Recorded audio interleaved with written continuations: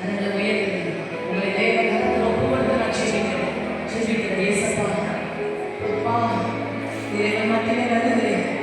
இதோ இயேசு ஒவ்வொருவருக்கும் அருகில் நிற்கிறார். உங்க முன்னாடி இயேசு நிற்கிறார்.